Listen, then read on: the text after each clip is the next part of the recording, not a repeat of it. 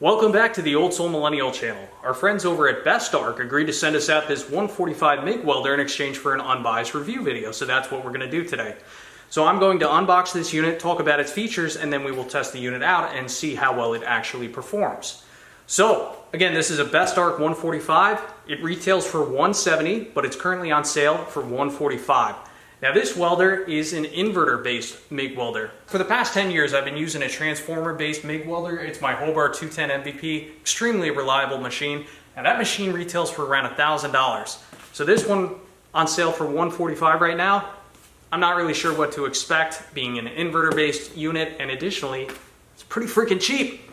So what are some of the key differences between an inverter-based welder versus a transformer-based welder? Well, going over some of the key points here, an inverter-based welder is lightweight, more efficient, less expensive, multi-process, so this machine can do MIG, lift TIG, as well as stick, and finally, the machine is smaller. A transformer-based welder generally has a higher duty cycle, and additionally, it's more reliable. That's according to my research. Time will tell, of course, but I can tell you off the bat, this machine is significantly lighter than my Hobart 210 MVP, so this is going to be fantastic for moving around the property, hooking up to a generator, and doing small repairs around the yard. So without further ado, let's unbox this unit and see what's inside.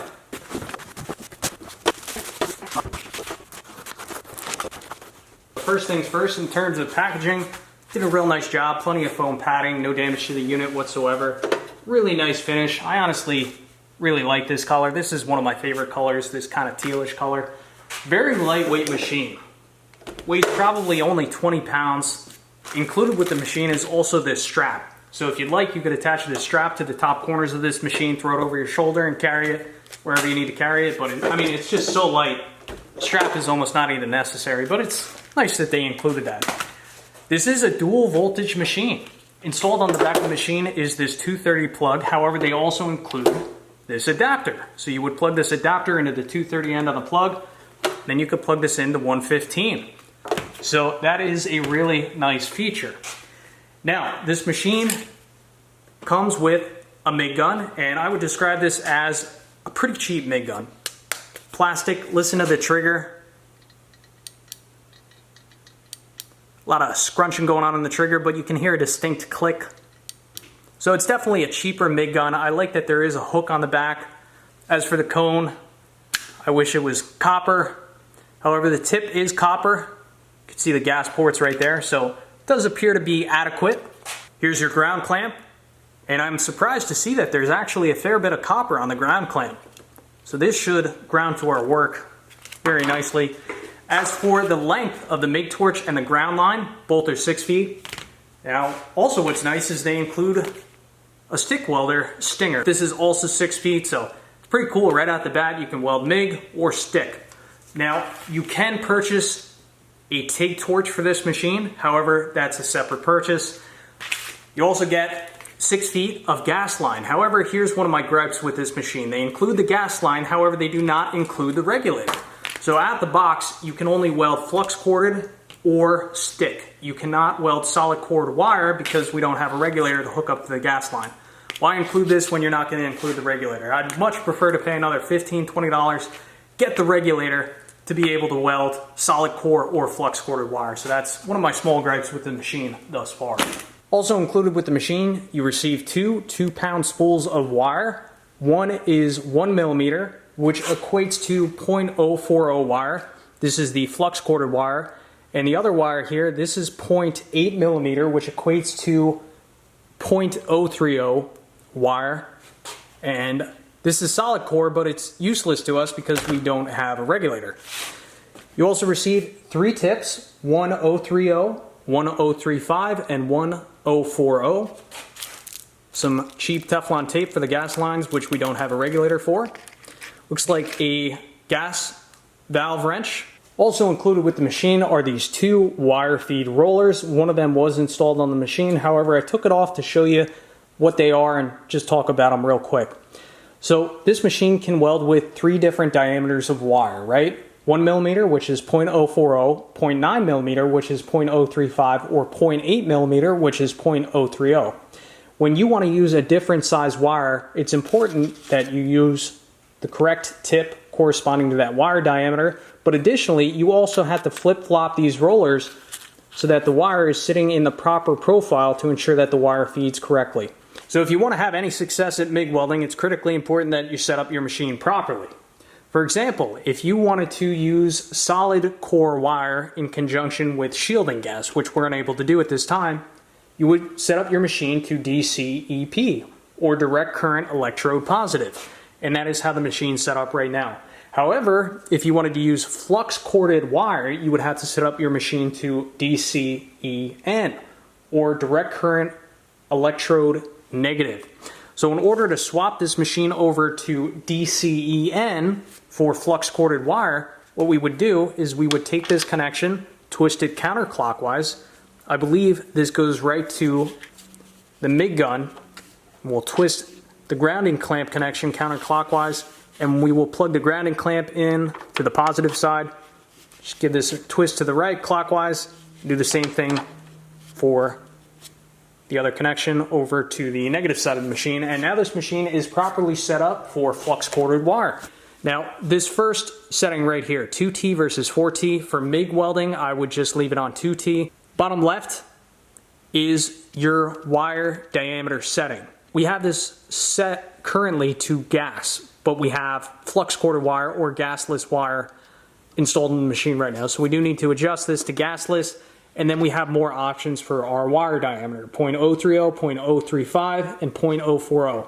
So we have flux corded wire, 0.040, so we'll adjust that to the bottom setting right there. It is interesting, when we go back to gas or solid core wire, it only gives us the option to run 0.030 wire. Now on the lower right, we have our 3 different process settings. So we could do MIG, TIG, or MMA. Hear the fan kick back on for some reason when we went to MMA. Okay, we'll go back to MIG. All right, let's move this welder to the other end of the welding table, plug it into 230, see what it can do. I gotta tell you, I just love how lightweight this machine is though.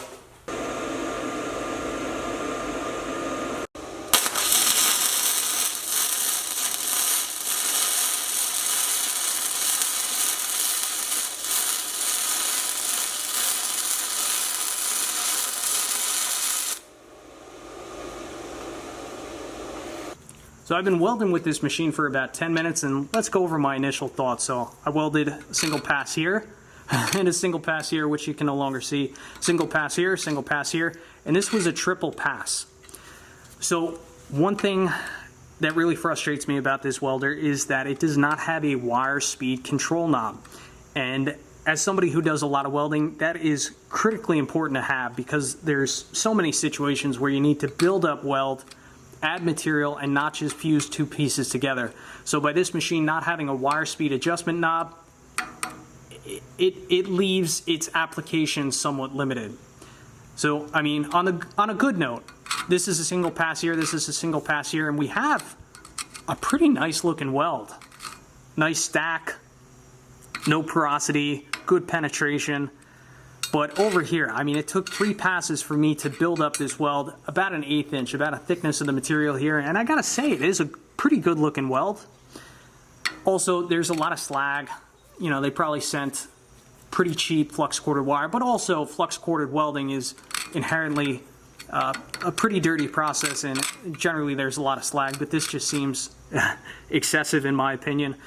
So I just shut this machine off. I guess it's taking a second to power down, but as for MIG welding, this machine, so-so. It'll get you by, but honestly, it's much better to have a machine with an adjustable wire speed control knob.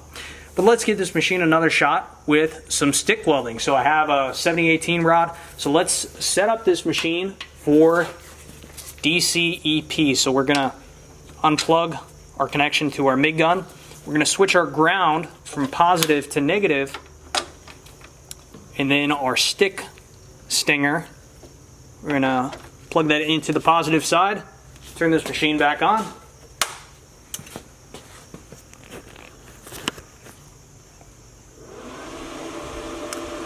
Go to MMA, 100 amps, let's see what it does.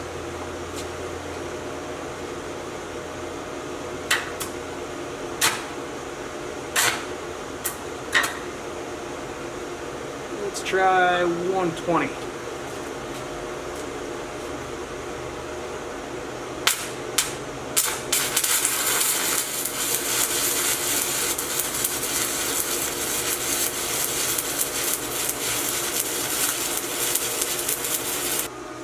So this weld here, this was a single pass of 7018, 1/8 inch rod, 120 amps. Felt really smooth, really easy to control.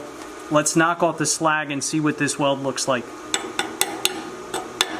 And when the slag breaks off nice and easy like that, rest be assured you're going to have a really nice weld under there. Look at that. That is absolutely beautiful. A little bit of slag in the start, but that was my fault because I was messing around with the amps trying to get everything set right. But once this baby got going, she made a beautiful looking weld. So after welding with this machine for a half hour, would I recommend this machine? Well, that honestly depends on what you're trying to do. In terms of buying this machine for its MIG welding capabilities, I'd probably pass on this machine at this point.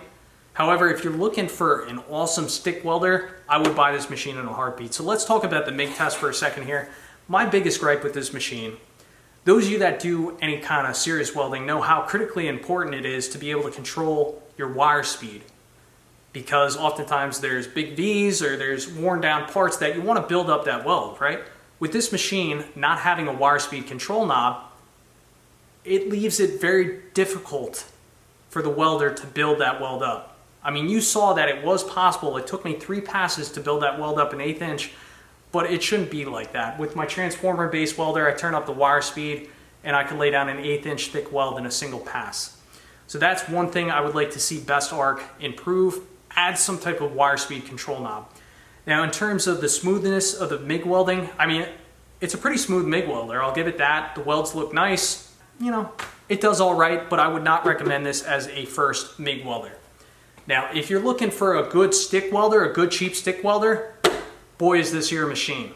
Let me tell you, about 8 years ago, I bought a Hobart Stickmate XL, and I think I paid close to $700 for that machine, and let me tell you, I never use it. We were welding 220 voltage, 120 amps, 7018, 1/8 inch rod. That was probably the smoothest stick weld I've ever done in my life. This machine just makes stick welding so easy, so much fun. It's an absolute breeze to make some really nice looking welds. So I have a feeling I'm going to be using this machine a lot for stick welding around the property. Now, I did not test this machine out on 120 voltage stick welding. I think 1/8 inch rod would be pushing it a little bit. So, you know, if you're planning to buy this machine to stick weld on 120 voltage, I'd recommend getting some 1/16 inch rod. I think it would do a much better job than trying to push 1/8 inch rods on 120 voltage. It probably could do it, but you'd probably be pushing, you know, close to the max of what this machine can do, and you'd probably trip some breakers depending on what thickness metal you're looking to weld back together. But really impressed with the stick welding capabilities of this machine and how lightweight it is. At the end of the day, for $145, I'd say this is a phenomenal stick welder. If you're looking to stick weld, good machine for that.